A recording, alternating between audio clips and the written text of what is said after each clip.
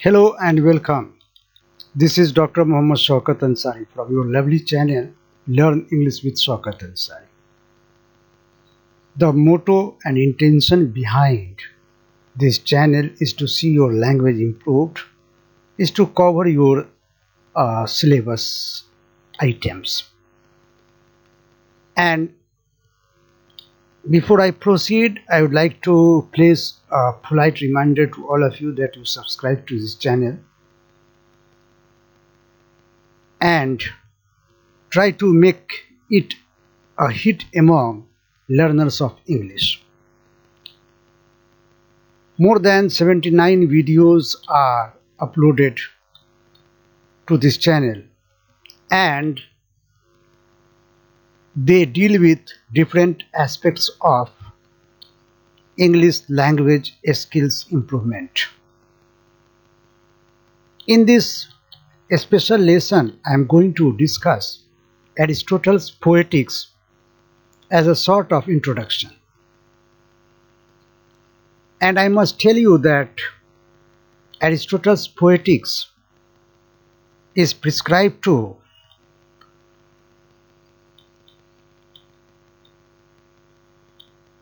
several undergraduate courses in English among universities, and under Ellen Mithla University this is for degree semester 2 students, and this is MJC, I mean major course. My dear lovely viewers, my attempt is to make this topic clear to all of you. You must know that the Poetics is a short treatise of 26 chapters and 45 pages. Neither exhaustive and comprehensive nor yet a coherent study of subject with which it deals. It doesn't seem to be a work intended for publication. It does not say much about comedy, touches rather briefly on the epic and the renowned concepts of catharsis, has been fully developed or explained. It is a lopsided work. Here it stands for the Poetics. It is a lopsided work concerned mainly with Greek philosophers' theory of tragedy. The Poetics is divided into the following 6 parts. The first part comprises chapters 1 to 5. So from 1 to 5 chapters contain introductory remarks on poetry and its classification into different kinds, including tragedy and comedy. Imitation is said to be the basic principle common to all arts. The second part comprises chapters 6 to 14, and chapters 6 to 14 are devoted to tragedy, to the classification of tragedy, introduction of tragedy, illustration of tragedy. A definition is given here and its formative elements are discussed here. The third part, I mean the next 3 chapters from 20 to 22 are devoted to a discussion of poetic diction. Next part, I mean chapter 23, deals with narrative poetry and tragedy. And the next part, the epic, is treated in brief and compared with tragedy in chapters 24 to 26. And the last part of the Poetics, chapter 25 examines the objections of critics against poetry. The objections are also answered well. Now I am coming to this PowerPoint presentation for your brilliant understanding about the Poetics. My dear lovely learners, I have just told you that this lesson is meant for those students who are majoring English in semester 2 under the new education policy CBCS. It is to be clarified first, Aristotle was an ancient Greek philosopher and polymath. Here the word polymath means a person with extraordinarily broad and comprehensive knowledge. Comprehensive knowledge, I mean. Prolific, I mean. All-rounder, I mean. Versatile, I mean. So Aristotle was an ancient Greek philosopher and polymath. He was born in the year 384 before Christ BC in the city of Stagira in northern Greece during the classical period. You have two words, Greece, Greece, this is the name of the country, and Greek, Greek, this is adjective.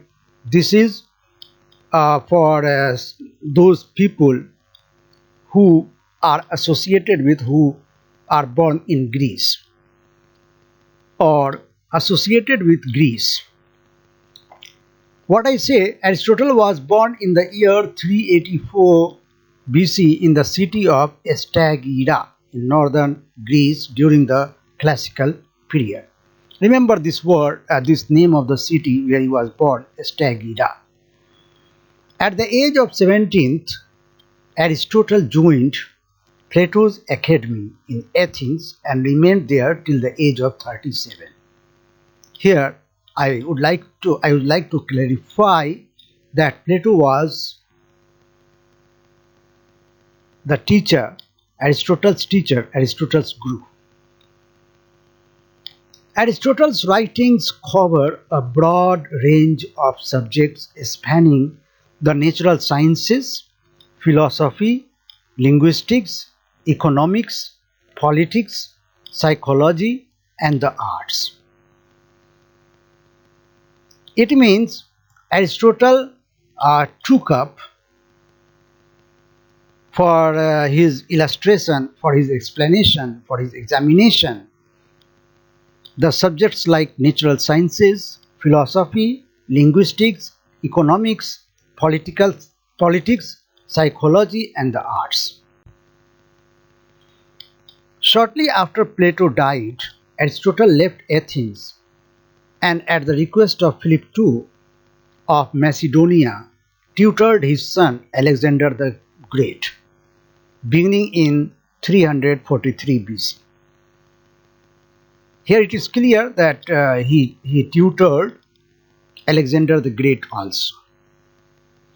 Aristotle established a library in the Moat Lyceum, which helped him to produce many of his hundreds of books on papyrus scrolls. Papyrus is a botanical name, a plant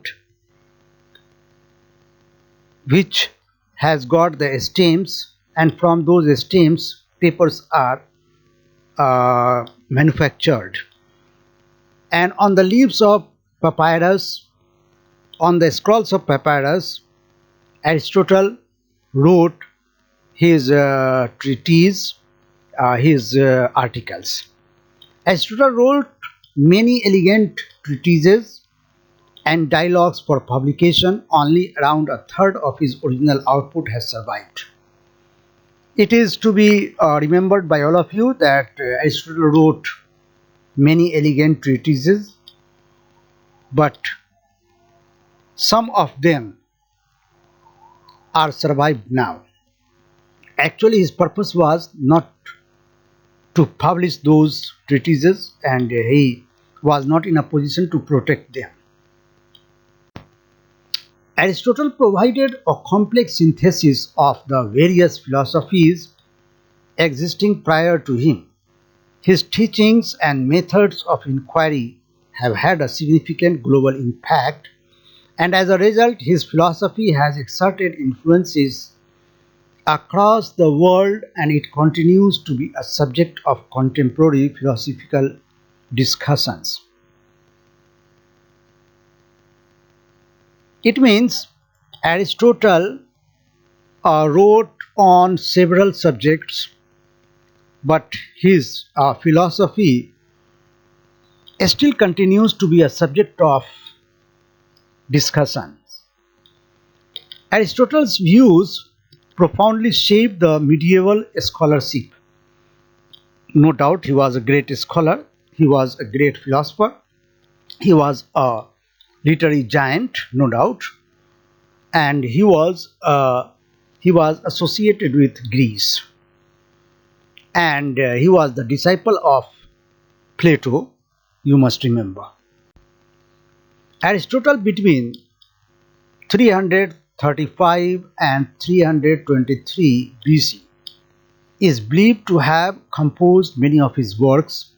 He wrote many dialogues, of which only fragments have survived. Fragments means parts, components, not in full but in parts. Those works that have survived are in treatise form. I must tell you the meaning of this word treatise: a lengthy, systematic discourse on some subject, on a particular subject, on a particular theme, on a particular topic. Aristotle wrote many dialogues, of which only fragments have survived. Those works that have survived are in treatise form, and we are not intended for widespread publication. The intention of Aristotle was not to publish them. Aristotle studied and made significant contributions to logic, metaphysics, mathematics, physics, biology, botany, ethics, politics, agriculture, medicine, dance, and theatre. Remember, these subjects which came under the considerations of Aristotle when he was writing, when he started writing. His contributions to logic, metaphysics, mathematics, physics, biology, botany, ethics, politics, agriculture, medicine, dance, and theatre.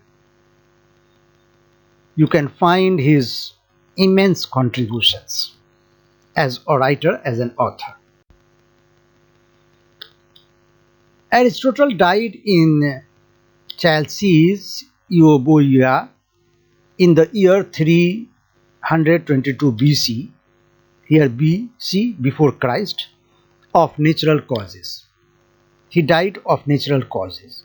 He named his student Antipater as his chief executor and left a will in which he asked to be buried next to his wife. So he is lying next to his wife in the grave.